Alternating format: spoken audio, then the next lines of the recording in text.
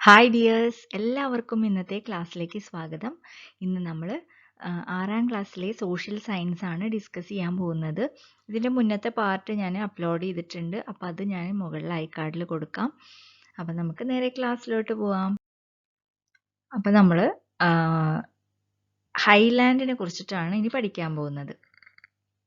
എന്താണ് ഹൈലാൻഡ്, എന്താണ് അവിടുത്തെ പ്രത്യേകതകൾ, ഏതൊക്കെ കൾട്ടിവേഷൻ ആണ് അവിടെ നടക്കുന്നത്, ഇതൊക്കെ നമുക്ക് നോക്കാം. Okay.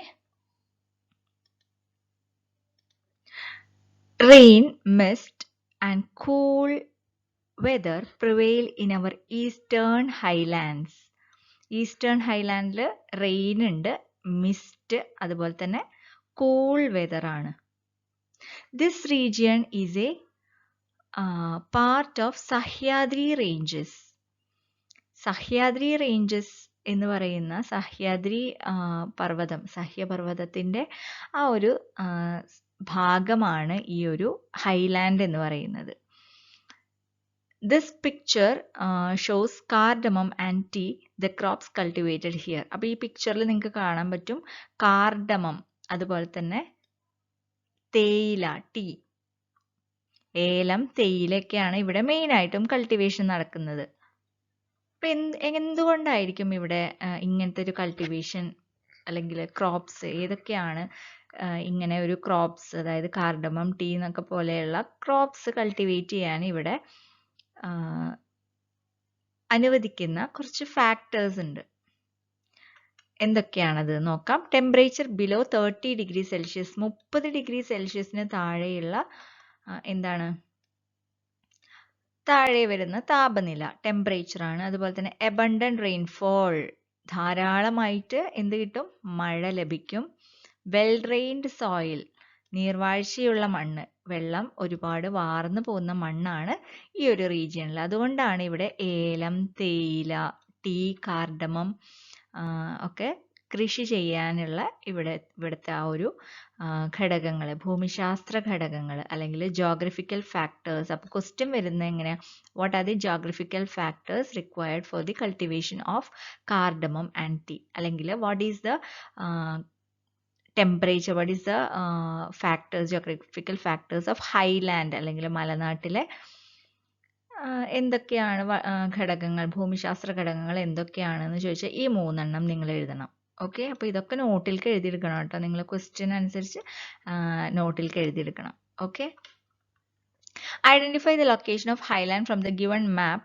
Here the climate is favorable for the growth of tea, coffee and spice crops like cardamom, pepper, ginger and turmeric. അപ്പോൾ ഈ ക്ലൈമറ്റ് ഒക്കെ favourable for the growth of, എന്തിൻ്റെയൊക്കെ ഗ്രോത്തിനെയാണ് ഫേവറബിൾ ചെയ്യുന്നത്, tea, coffee, spice crops like cardamom, pepper, ginger and turmeric. അപ്പോൾ ഈ തേയില, അതുപോലെ തന്നെ ചായ, അതായത് ചായപ്പൊടി, തേയില, അതുപോലെ തന്നെ കാപ്പി, പിന്നെ വരുന്നത് സ്പൈസ് ക്രോപ്സ് ലൈക്ക് കാർഡമം, ഏലം, കുരുമുളക്, ഇഞ്ചി, മഞ്ഞൾ, ഇതിൻ്റെയൊക്കെ കൾട്ടിവേഷന് വേണ്ടിയിട്ട് ഫേവറബിൾ ആയിട്ടുള്ള, വളർച്ചയ്ക്ക് ആവശ്യമായിട്ടുള്ള ഘടകങ്ങളാണ് ഈ ഒരു ഹൈലാൻഡിൽ അല്ലെങ്കിൽ മലനാട്ടിലുള്ളത്. ഓക്കെ. അപ്പോൾ ഈ ഒരു സ്ഥലത്ത്, but the changes, history tells us it's the fame of these spice crops that made Kerala the favorable destination of foreigners. ആ ഫോറിനേഴ്സിന്റെ മെയിൻ ഡെസ്റ്റിനേഷൻ കേരള ആവാൻ കാരണം എന്താണ്, ഈ സുഗന്ധവ്യഞ്ജനങ്ങൾ അല്ലെങ്കിൽ സ്പൈസ് ക്രോപ്സിൻ്റെ ഒക്കെ സ്പൈസ് ക്രോപ്പ് ഒക്കെ ഉള്ള കാരണമാണ് കേരള ഏറ്റവും ഫേവറബിൾ ഡെസ്റ്റിനേഷൻ ആയിട്ട് മാറിയത്. But the changes in climate of Kerala and land use have affected the agriculture production of this region. അപ്പോൾ what are the changes, എങ്ങനെയാണ്, what are the factors that affected the agriculture production in this region. അപ്പോൾ എന്തൊക്കെ factors ആണ് ഇവിടുത്തെ ഒരു agriculture production കുറയാനുള്ള കാരണം, climate, change in climate of Kerala and land use. അപ്പോൾ ഈ രണ്ട് ചേഞ്ചസ് ആണ്, ഇത് ഈ ക്ലൈമറ്റിലും ലാൻഡ് യൂസിലും വന്നിട്ടുള്ള ചേഞ്ചസ് ആണ് അഗ്രികൾച്ചർ പ്രൊഡക്ഷൻ, ഈ ഒരു സ്ഥലത്തെ അഗ്രികൾച്ചർ പ്രൊഡക്ഷൻ കുറയാനുള്ള കാരണം. ഓക്കെ. അപ്പോൾ ഇത് നിങ്ങൾ വായിച്ചു നോക്കുക കേട്ടോ. ജോൺ ജോസഫ് മർഫി എന്ന് പറയുന്ന ആളിനെ കുറിച്ചിട്ട് എന്താണ് പറയുന്നത് നിങ്ങൾ വായിച്ചു നോക്കിയാൽ മതി. അടുത്തത് മിഡ്ലാൻഡ് ആണ്. ഹൈലാൻഡിനെ കുറിച്ച് നമ്മൾ പറഞ്ഞു, മലനാട്ടിനെ കുറിച്ചിട്ട് പറഞ്ഞു. ഇനി അടുത്തത് ഇടനാടാണ്. ഇടനാട് അല്ലെങ്കിൽ മിഡ്ലാൻഡ്. അപ്പൊ എന്താണ് midland? Midland is sandwiched between the low land and the highland. അതായത് ഹൈലാൻഡിന്റെയും ലോ ലാൻഡിന്റെയും ഇടയിൽ വരുന്ന ലാൻഡാണ് മിഡ്ലാൻഡ്. Okay, Midland. അപ്പൊ ഇതാണ് മിഡ്ലാൻഡ്, അല്ലെങ്കിൽ തീരപ്രദേശത്തിനും മലനാടിനും ഇടയിലാണ് ഇടനാട്. ഓക്കെ, അപ്പൊ എവിടെയാണ് ഇടനാട്? തീരപ്രദേശത്തിനും മലനാടിനും ഇടയിലാണ് ഇടനാട്. അപ്പൊ ഇത് ഇമ്പോർട്ടൻ്റ് ആണ്. Where is Midland situated എന്ന് പറഞ്ഞാൽ ഇത് ആൻസർ ചെയ്യണം. This region in Kerala is characterized by the most diverse crops. ഏതൊക്കെയാണ്? cereals, vegetables, tuber crops. ഏതൊക്കെയാണ് ഈ മിഡ്ലാൻഡിൽ കൾട്ടിവേഷൻ ചെയ്യുന്ന crops? cereals, vegetables and tubers. അതായത് ഭക്ഷ്യധാന്യങ്ങൾ, പച്ചക്കറികൾ, കിഴങ്ങ് വർഗ്ഗങ്ങൾ. ഇതൊക്കെയാണ് ഇടനാട്ടിലെ വിളവൈവിധ്യത്തിന്റെ ഭാഗങ്ങൾ. ഏതൊക്കെയാണെന്ന്: abundant rainfall, moderately thick layers of alluvial soil in the river basins and laterite soil along the hilly tracts are the favorable geographical factors for the crop diversity in the midland region. അപ്പൊ മിഡ്ലാൻഡിന്റെ geographical features എന്തൊക്കെയാണ്? നമ്മൾ നേരത്തെ 3 എണ്ണം പറഞ്ഞല്ലോ, അത് ഹൈലാൻഡിന്റെ പറഞ്ഞു. ഇത് അടുത്തത് മിഡ്ലാൻഡിന്റെ. abundant rainfall, moderately thick layers of alluvial soil in the river basins and laterite soil along the hilly tracts. ഈ 3 കാര്യങ്ങളാണ്. അതായത് abundant rainfall, ധാരാളമായി ലഭിക്കുന്ന മഴ. പിന്നെന്താ? moderately thick layers of alluvial soil in the river basins. അതായത് ഈ മേഖലയിലെ ചെറുകുന്നിൻ പ്രദേശങ്ങളിലെ ലാറ്ററൈറ്റ് മണ്ണിന്റെയും നദീതടങ്ങളിലെ എക്കൽ മണ്ണിന്റെയും സാമാന്യം കനത്ത ആവരണം ഒക്കെയാണ് ലാറ്ററൈറ്റ് സോയിലും അലുവിയൽ സോയിൽ എവിടെയാണ്? റിവർ ബേസിനും. അതുപോലെ തന്നെ ലാറ്ററൈറ്റ് സോയിൽ ഹില്ലി ട്രാക്ട്സിലൊക്കെയാണ് ഈ ഇടനാട്ടിൽ ഉള്ള ജോഗ്രഫിക്കൽ ഫാക്ടേഴ്സ്. ഓക്കെ, അപ്പോൾ അതായത് ഇടനാട്ടിലെ ഭൂമിശാസ്ത്ര ഘടകങ്ങൾ ഇതൊക്കെയാണ്. Okay, the region is suitable for the cultivation of rubber, which is a chief commercial crop of Kerala. അപ്പോൾ ഈ റീജിയണിൽ എന്തും കൂടി ഉണ്ട്? റബ്ബറും കൂടി ഉണ്ട്. ഓക്കെ, റബ്ബറാണ് പ്രധാന വാണിജ്യ വിള. അപ്പോൾ ഈ റബ്ബറിന് വളരാൻ ഏറ്റവും വളർച്ചയ്ക്ക് ഏറ്റവും അനുയോജ്യമായിട്ടുള്ള കാലാവസ്ഥയാണ് ഈ മിഡ്ലാൻഡിൽ അല്ലെങ്കിൽ ഇടനാട്ടിലുള്ളത്. ഓക്കെ, പിന്നെന്താ? വേറെ എന്തൊക്കെ കാര്യങ്ങളാണ് ഇവിടെ ഉള്ളത്?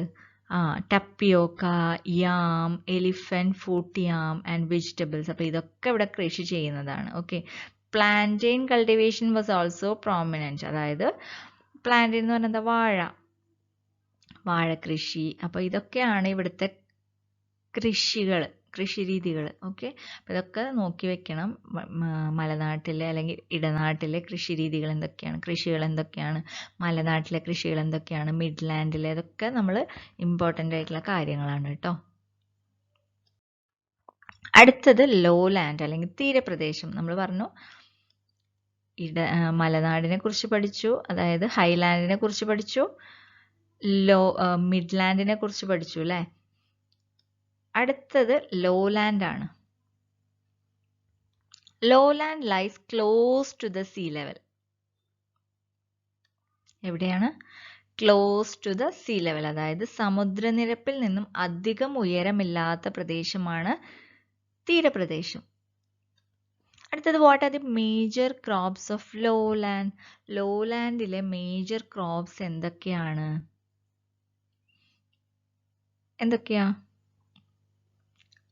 Paddy cultivation. അതായത് deposits of alluvial soil in the lowland are ideal for paddy cultivation. അലുവിയൽ സോയിലിൻ്റെ ഡെപ്പോസിറ്റ് ഉള്ള കാരണം എന്താണ്? പാഡി കൾട്ടിവേഷൻ നടക്കും. കണ്ടോ, പാഡി കൾട്ടിവേഷൻ. അതായത് താഴ്ന്ന ഇടങ്ങളിലെ എക്കൽ മണ്ണിൻ്റെ നിക്ഷേപം നെൽകൃഷിക്കും. പിന്നെന്താ തീരപ്രദേശമാണ്, രണ്ടിൻ്റെയും ഇടയിലല്ല, മീൻസ് ഏറ്റവും ലാസ്റ്റിലല്ലേ കിടക്കുന്നത്. അപ്പം അതുപോലെ തന്നെ തീരപ്രദേശത്തിൻ്റെ ആ ഒരു alluvial saline alluvial soil for coconut trees, ഉപ്പുരസമുള്ള എക്കൽ മണ്ണ് തെങ്ങ് കൃഷിക്കും അനുയോജ്യമാണ്, അനുകൂലമാണ്. അപ്പം എന്താണ്, പാഡിയും കോക്കനട്ടുമാണ് main crops. Okay, such regions where these crops were widely cultivated gradually got transformed into settlements. അതായത് പാഡി കൾട്ടിവേഷനും അതുപോലെ തന്നെ നെൽകൃഷിയും കോക്കനട്ട് അതായത് തെങ്ങും ഉണ്ടായിരുന്ന സ്ഥാനത്ത് പെട്ടെന്ന് തന്നെ അതെല്ലാം സെറ്റിൽമെൻ്റ് ആയിട്ട് മാറി, അതായത് ജനവാസ കേന്ദ്രമായിട്ട് മാറാൻ തുടങ്ങി. ഇത് കൃഷിഭൂമിയുടെ അളവിൽ കാര്യമായിട്ടുള്ള കുറവുണ്ടാക്കി. Okay, the hike in the price of seeds, fertilizers and cost of labor made agriculture less profitable. അപ്പോൾ എന്തൊക്കെ ഫാക്ടേഴ്സ് ആണ് ഈ ഒരു അഗ്രികൾച്ചർ ഇല്ലാതെ ആവാൻ കാരണം, agriculture land turn in to settlement ആവാൻ കാരണം എന്തൊക്കെയാണ്? Hike in the price of seeds, അതായത് വിത്ത്, വളം തുടങ്ങിയവയിലെ വില വർധനവ് കൃഷി ആദായകരമില്ലാതാക്കി. കോസ്റ്റ് ഓഫ് ലേബർ, അതുപോലെ തന്നെ എന്താ പറയുക, കോസ്റ്റ് ഓഫ് ലേബർ എന്ന് പറഞ്ഞാൽ നമ്മൾ കൂലിയൊക്കെ ഒരുപാട് കൂടി. അപ്പം അതൊക്കെ ലെസ് പ്രോഫിറ്റബിൾ, കൃഷി പ്രോഫിറ്റ് ഇല്ലാതെ ലാഭകരമല്ലാതാക്കാൻ കാരണമായി. അതുകൊണ്ട് കർഷകരൊക്കെ വേറെ തൊഴിലുകളിലേക്ക് മാറാൻ നിർബന്ധിതരായി. അപ്പം എന്തൊക്കെ കാരണങ്ങൾ കൊണ്ടാണ് കൃഷി ആദായകരമല്ലാതെ ആയത്, അല്ലെങ്കിൽ എന്തുകൊണ്ടാണ് തീരപ്രദേശങ്ങളിലെ കൃഷി കുറയാൻ കാരണം, അല്ലെങ്കിൽ തീരെ ഇല്ലാതെ ആവാൻ കാരണം എന്തൊക്കെയാണെന്നുള്ള ചോദ്യങ്ങൾക്കൊക്കെ ഇതിൽ ഉത്തരമുണ്ട് കേട്ടോ. അടുത്തത്, a land that embraced agriculture. Kerala was the centre of an agrarian culture. നമുക്കറിയാലേ, കേരളം ഒരു കാർഷിക സംസ്കാരത്തിന്റെ കേന്ദ്രമായിരുന്നു. കൃഷിയായിരുന്നു മെയിൻ ആയിട്ടുള്ള ഒരു ജോലി എന്ന് പറയുന്നത്. ഇതൊക്കെ നിങ്ങൾ വായിച്ചു നോക്കിയാൽ മതി. കുറേ ഇതൊക്കെ ഉണ്ടല്ലേ, പ്രോവർബുകളൊക്കെ ഉണ്ടല്ലേ. കുംഭത്തിൽ മഴ പെയ്താൽ കുപ്പയിലും മാണിക്യം, പിന്നെ കുംഭത്തിൽ നട്ടാൽ കുടത്തോളം ചേന, മീനത്തിൽ നട്ടാലോ മീൻ കണ്ണിനോളം, തിരുമുറിയാതെ തിരുവാതിര ഞാറ്റുവേല. അതൊക്കെ കൃഷിയെ സംബന്ധിച്ചിട്ടുള്ള കുറേ പ്രോവർബുകളാണ് അല്ലേ, പഴഞ്ചൊല്ലുകളാണ്. ഈ ഒരു ടേബിളിൽ കുറച്ച് ക്രോപ്സ് കൊടുത്തിട്ടുണ്ട്, അവയുടെ ലാൻഡ് ഏരിയ ഡിക്രീസ് ചെയ്തതൊക്കെ കൊടുത്തിട്ടുണ്ട്. അപ്പോൾ നിങ്ങളതൊക്കെ ഫില്ല് ചെയ്യണം കേട്ടോ. Rubber cultivation increased why that of paddy and tapioca decline അല്ലേ. റബ്ബർ കൾട്ടിവേഷനാണ് ഈ ഒരു ഇതിൽ ഏറ്റവും കൂടുതലായിട്ടുള്ളത്. ടപ്പിയോക്കയും പാഡിയും ഒക്കെ കുറവാണ് ഉണ്ടായിട്ടുള്ളത്. അപ്പം അതേപോലെ നിങ്ങൾ ഇതിൽ എഴുതണം. Reclamation of paddy fields and ponds for other uses, destruction of hills, unscientific agriculture practices along the hill slopes have now become wide spread in Kerala. അതായത് പാഡി ഫീൽഡ്സ് ഒക്കെ നികത്തുക, പാടം നികത്തുക, പോൺസ്, അതായത് പോൺസ് ഉണ്ടല്ലോ, പോൺസിന് എന്താ പറയുക, നമ്മുടെ തടാകങ്ങളൊക്കെ നികത്തുക. അതുപോലെ തന്നെ ഡിസ്ട്രക്ഷൻ ഓഫ് ഹിൽസ്, കുന്നിടിച്ച് നിരത്തുക, അൺസയൻറ്റിഫിക് അഗ്രികൾച്ചർ പ്രാക്ടീസസ്, ഇതൊക്കെ നമ്മുടെ കേരളത്തിൽ ഇപ്പോൾ നിലനിൽക്കുന്ന കാര്യങ്ങളാണല്ലേ. സംസ്ഥാനത്ത് പൊതുഭൂവിനിയോഗങ്ങളിലും ഇക്കാലയളവിൽ വലിയ മാറ്റങ്ങൾ ഉണ്ടായിട്ടുണ്ട്. എന്തൊക്കെയാണ്? കുളങ്ങളും വയലുകളൊക്കെ മണ്ണിട്ട് നികത്തി മറ്റാവശ്യങ്ങൾക്കായിട്ട് ഉപയോഗിക്കുകയാണ്. കുന്നിടിക്കലും കുന്നിൻ ചെരിവുകൾ അശാസ്ത്രീയമായിട്ട് കൃഷി ചെയ്യുന്നതുമൊക്കെ ഇന്ന് കേരളത്തിൽ വ്യാപകമാണ് അല്ലേ. Changing life style. അപ്പോൾ എന്തൊക്കെ കാര്യങ്ങളാണ് നമ്മുടെ കേരള അഗ്രികൾച്ചർ കുറയാൻ കാരണം, അല്ലെങ്കിൽ ഈ ഒരു കൃഷി നശിക്കാൻ കാരണം നോക്കാം. ചേഞ്ചിങ് ലൈഫ് സ്റ്റൈൽ, മാറുന്ന ജീവിതക്രമം. Our elder generation worked hard in farms and fields. നമ്മുടെ പഴയ തലമുറ പാടത്തും പറമ്പിലൊക്കെ അധ്വാനിച്ചിരുന്നവരായിരുന്നു. As new employment arenas developed, the new generations affinity towards agriculture declined. അതായത് പുതിയ പുതിയ തൊഴിൽ മേഖലകൾ വന്നതോടെ പുതിയ തലമുറയ്ക്ക് കൃഷിയോടുള്ള താല്പര്യം കുറയാണ് ഉണ്ടായത്. As these sectors offered better returns, agriculture got neglected. അതായത് മറ്റ് മേഖലകളിൽ നിന്ന്, കൃഷിയിൽ നിന്ന് ലഭിക്കുന്നതിനെക്കാട്ടും കൂടുതൽ ലാഭം മറ്റ് മേഖലകളിൽ നിന്നും ലഭിക്കുന്നു. അതുകൊണ്ട് തന്നെ കൃഷി ഉപേക്ഷിക്കപ്പെട്ടു. Keralites slowly shifted from agriculture, which generally demands more physical exertion. അതായത് കൂടുതൽ കായിക അധ്വാനം വേണ്ട കൃഷി പ്രവർത്തനങ്ങളിൽ നിന്നും പതുക്കെ പിന്മാറാൻ തുടങ്ങി. This caused many changes in health care and lifestyle of the people. ഇത് ജീവിത രീതിയിലും ആരോഗ്യ സുരക്ഷയിലൊക്കെ ഒരുപാട് മാറ്റം വരുത്തി. അപ്പോൾ ക്വസ്റ്റ്യൻ ഇങ്ങനെയാണ് ചോദിക്കുക, what are the changes, how these changes in health care and life style of the people happen. എങ്ങനെയാണ് ആളുകൾ, അതായത് മലയാളി പെട്ടെന്ന് ജീവിത രീതിയിലും ആരോഗ്യ സുരക്ഷയിലൊക്കെ മാറ്റങ്ങൾ ഉണ്ടാവാൻ കാരണം എന്താണ്, അഗ്രികൾച്ചർ കുറയാൻ കാരണം എന്താണ് എന്നുള്ളതൊക്കെയാണ് ഈ ഒരു ക്വസ്റ്റ്യൻ വരിക കേട്ടോ. Changes in lifestyle are said to be the chief cause of many generation diseases like hypertension, heart disease, diabetes, etc.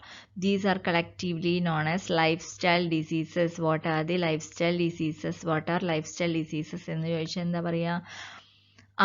Changes in lifestyle are said to be the chief cause of many diseases. അതായത് ജീവിതശൈലിയിൽ ഉണ്ടായിട്ടുള്ള മാറ്റങ്ങൾ, നമ്മൾ കഴിക്കുന്ന ഭക്ഷണത്തിലായാലും നമ്മൾ അധ്വാനിക്കാതെ വെറുതെ ഇരുന്നിട്ട് കഴിക്കുന്ന ഒരു ഇതുണ്ടല്ലോ, കായികാധ്വാനം വേണ്ട കാര്യങ്ങൾ നമ്മൾ ചെയ്യാതെ ഒക്കെ ഉണ്ടാവുമ്പോൾ, അങ്ങനെയൊക്കെ ചെയ്യുമ്പോൾ ഉണ്ടാവുന്ന പുതുതലമുറ രോഗങ്ങളായ രക്തസമ്മർദ്ദം, ഹൃദ്രോഗം, പ്രമേഹം എന്നിവയ്ക്ക് മുഖ്യ കാരണമാണ്.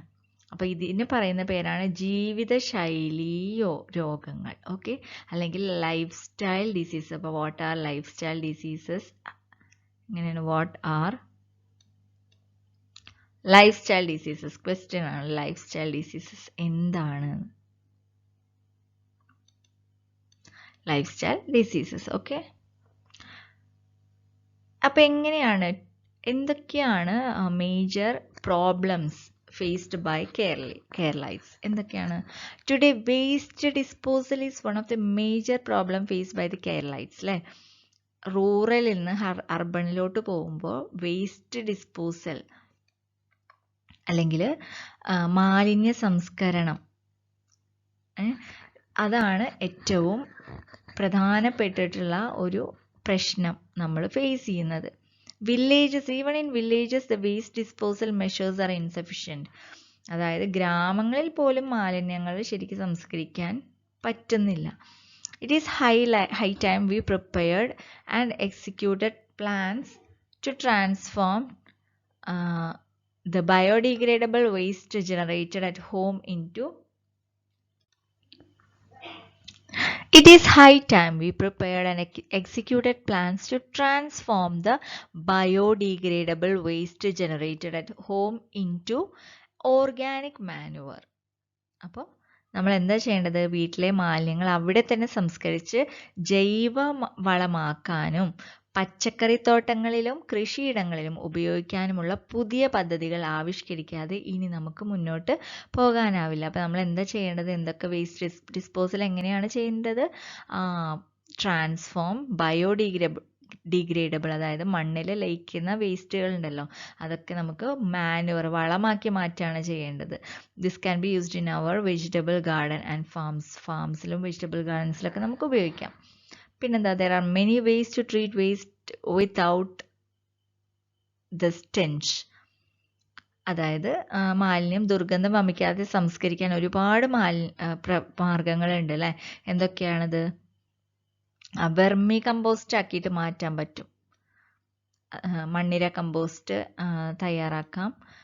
പിന്നെന്താണ്, അതിൽ നിന്ന് തന്നെ ബയോഗ്യാസ് ഉണ്ടാക്കാം അല്ലേ? ബയോഡിഗ്രേഡബിൾ വേസ്റ്റ് നിന്ന് ബയോഗ്യാസ് ഉണ്ടാക്കാം. ജൈവമാലിന്യങ്ങൾ ഉപയോഗിച്ച് ബയോഗ്യാസ് നിർമ്മിക്കുകയാണ് മറ്റൊന്ന്. അപ്പോൾ എന്തൊക്കെ കാര്യങ്ങൾ നമ്മൾ പറഞ്ഞു ഇതിൽ? വേസ്റ്റ് ഡിസ്പോസലാണ് അല്ലെങ്കിൽ മാലിന്യ സംസ്കരണമാണ് ഏറ്റവും വലിയ പ്രോബ്ലം എന്ന് പറഞ്ഞു അല്ലേ, പ്രധാന പ്രശ്നം എന്ന് പറഞ്ഞു. പിന്നെന്താ നമ്മൾ transform biodegradable waste at home into organic manoeuvre. അതായത് പച്ചക്കറിത്തോട്ടങ്ങളിലും കൃഷിയിടങ്ങളിലും ഒക്കെ ഉപയോഗിക്കാൻ പറ്റുന്ന ആ ഒരു വളമാക്കിയിട്ട് നമുക്ക് ഈ ഒരു മാലിന്യങ്ങൾ, വീട്ടിലെ മാലിന്യങ്ങൾ നമുക്ക് സംസ്കരിച്ചെടുക്കാം. അതുപോലെ തന്നെ വെർമി കമ്പോസ്റ്റ് ഉണ്ടാക്കാം അല്ലേ, വെർമി കമ്പോസ്റ്റ് ഉണ്ടാക്കാം, അല്ലെങ്കിൽ മണ്ണിര കമ്പോസ്റ്റ് ഉണ്ടാക്കാം. അത് നമുക്ക് എന്ത് ചെയ്യാം, പച്ചക്കറികൾക്കൊക്കെ ഇട്ട് കൊടുക്കാം, മണ്ണിര കമ്പോസ്റ്റ് തയ്യാറാക്കാം.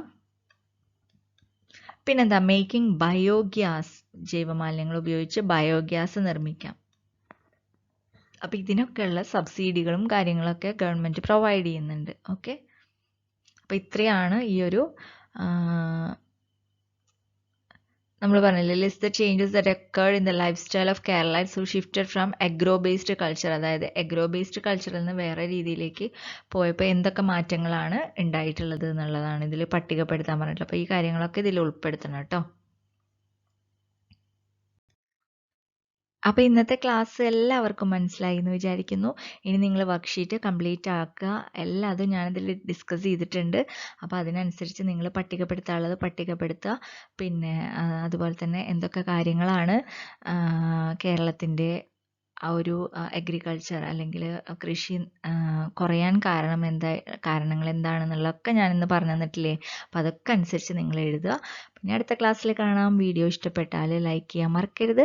സബ്സ്ക്രൈബ് ചെയ്യാത്തവരൊന്ന് സബ്സ്ക്രൈബ് ചെയ്യുക, കമൻറ്റ് ചെയ്യുക കേട്ടോ നിങ്ങളുടെ അഭിപ്രായങ്ങൾ. പിന്നെ അടുത്ത ക്ലാസ്സിൽ കാണാം. താങ്ക്